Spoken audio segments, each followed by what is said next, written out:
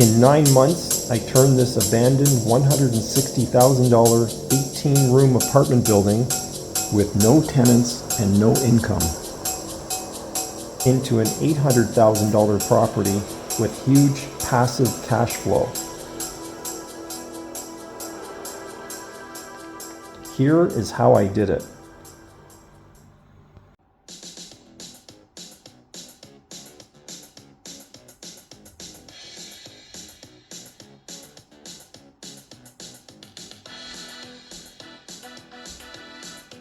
We are late night IKEA delivery. These are my countertops, just arrived. It's pretty exciting. Tomorrow I'm going to start chopping them up, see if I can make it look like a real kitchen. Looks like some kind of a birthday present, but not exactly, because it involves a lot of work to make the changes into what it's supposed to be. But it's been a bittersweet day today, that's all I can say. Too much dust.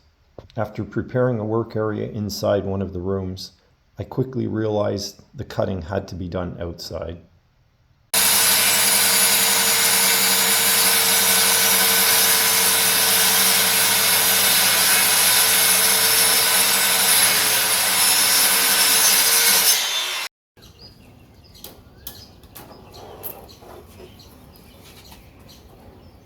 We finally got another piece of material from Taiwan so we can finish the kitchen now.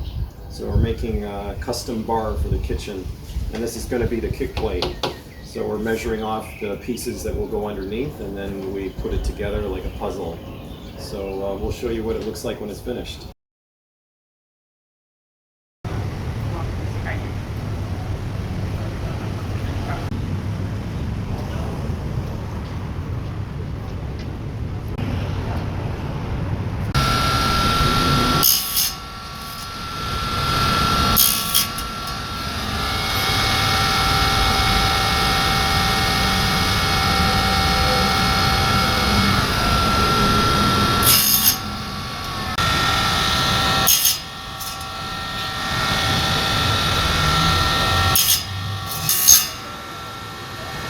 Before I began assembly of the bar counter, I relocated the kitchen sink cabinet, more on that later, to make sure the sink and fridge were both accessible. Here is my mock-up, using an old desk and a chair to ensure I installed the counter in the correct position.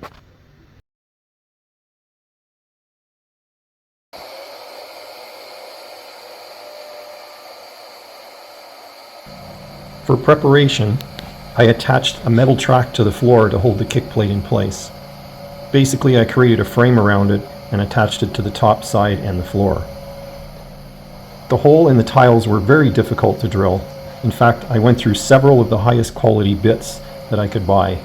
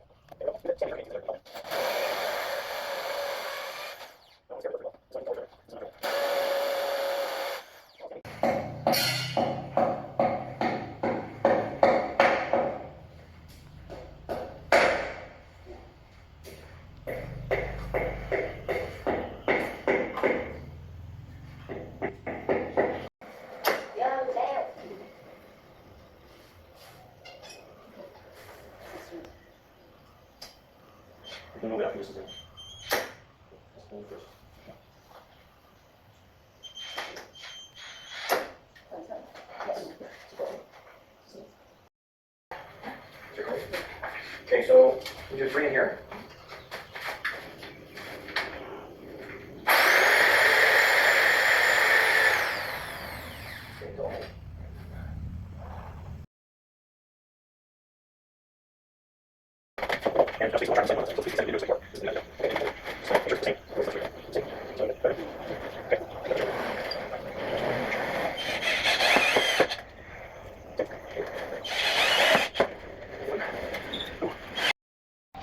Before siliconing or gluing the pieces together, they must fit right. The track must line up as well as the dowels, or the top will not sit flat. It appears the kick plate is sitting just a bit high. I will use a rasp to make indentations where the screw heads are inside the track. Hopefully that will be enough.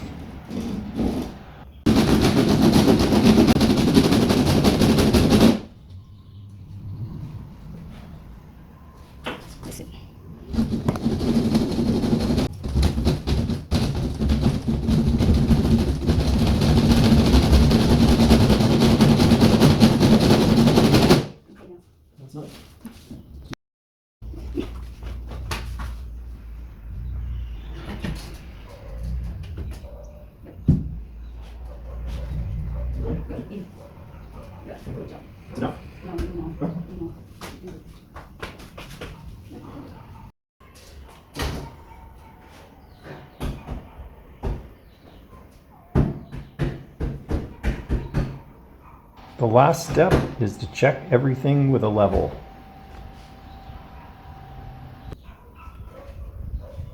That's pretty good. We're still level? Yeah. Well, this way it's off. Oh. So it's a bit high in the front, huh? Oops. It's a little bit... The top actually had to be removed several times to make further adjustments. But after several attempts and leveling everything again, everything seemed to fall into place.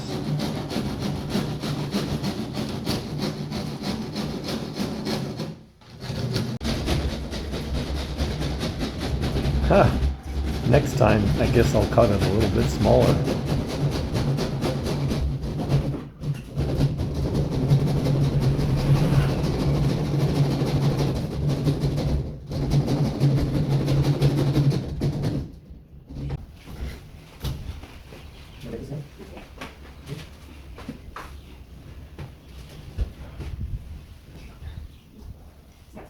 Oh, down.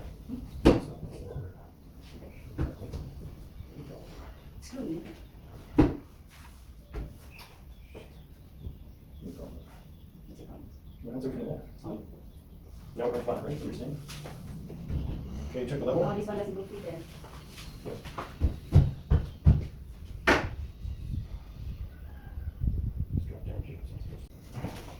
Okay, so we have this in to support.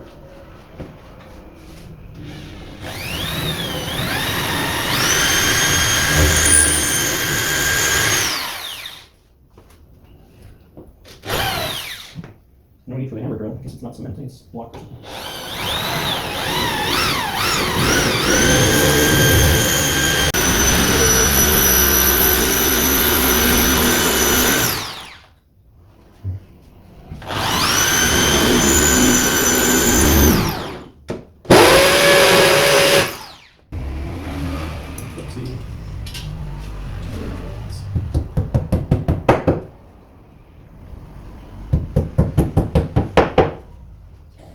He's pissing through this truck.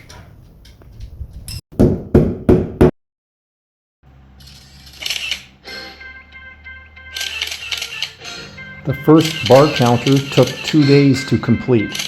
The last one, only 3 hours. Once all the pieces were lined up and level, I applied silicone to hold it together and to seal the cut ends to protect the wood against moisture. I used dowels to secure the top and screwed a track to the floor, but mostly it was fastened to the wall by shelf brackets and reinforced by adding shelves inside. Finally, we got this thing put together. It was quite a puzzle and a lot of mishaps along the way. We had things falling and almost break and cutting pieces wrong, but it looks like it turned out good.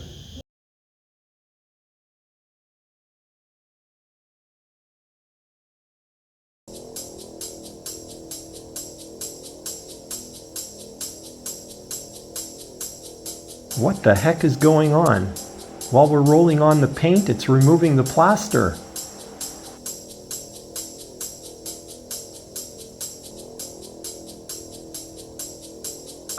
Just hold me tight and don't let go. Hold me tight and don't let go.